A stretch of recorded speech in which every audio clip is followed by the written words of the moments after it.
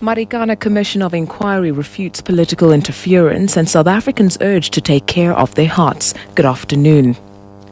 Legal experts say the Marikana Commission of Inquiry will not be subjected to undue pressure or political interference.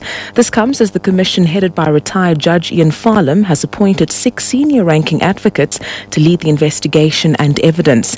Professor and legal advisor Marinus Vachna says the commission is legally empowered to compel anyone they believe should partake in the investigation to bring evidence forward. The evidence leaders have been appointed.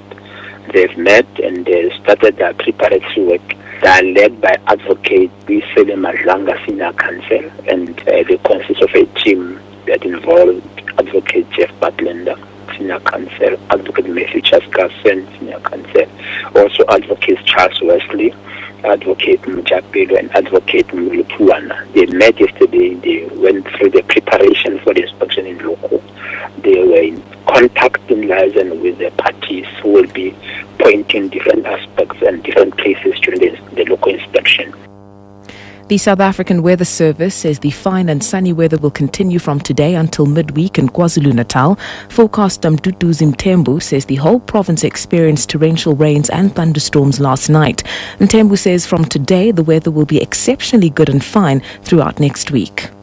Just looking at yesterday's weather, we did get severe thunderstorms and some heavy falls over the KZN province, but fortunately today the system has moved off and we're expecting a fine day. And this fine weather will persist throughout the coming days, starting from tomorrow all the way to the next weekend, where we're expecting maybe a change of the weather due to a passage of a cold front. The front should actually pass the province, I'd say, on Thursday. But besides that, there isn't really any significant weather coming through. Meanwhile, eThekwini Municipality's head of communication, Thabo Mofokeng, says no one was affected by last night's bad weather.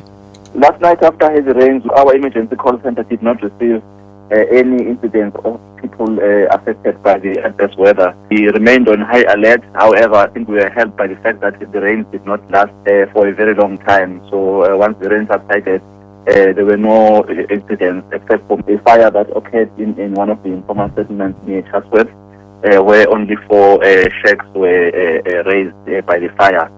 However, that was not related to the rain. We managed to get the situation under control. In other news, South Africans have been advised to exercise regularly and eat healthily to avoid strokes and heart attacks. This comes as the world commemorates World Heart Day today. South Africa is ranked 3rd in the world in the most obese populations. Specialist cardiologist at the Wits University's Donald Gordon Medical Center, Dr. Richard Nenatandu, says South Africans need to change their lifestyles to protect their hearts. They need to exercise regularly and shed off the extra pounds from their bodies.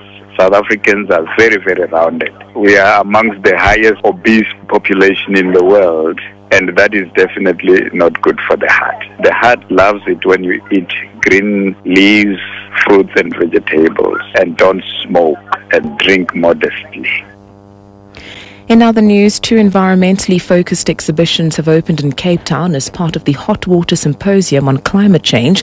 5 South African cartoonists have joined 5 cartoonists from Sweden in a display titled Facing the Climate at the Michaelis Gallery. The cartoonists are taking a sharp look at the climate change issue with the aim of encouraging discussion and heightening awareness on environmental challenges. The other exhibition is called Ecto, which features an installation using plastic litter by environmental artist Simon Max Bannister. Several speakers are taking part in the free symposium on the hidden campus of the University of Cape Town in the city centre this weekend.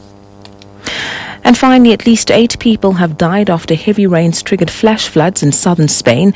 Cars were swept away, roads closed and houses damaged. More than 600 people had to be evacuated from their homes within the Anacaluja region, which contains Malacca and Amalaria. The BBC's Tom Barrage has more.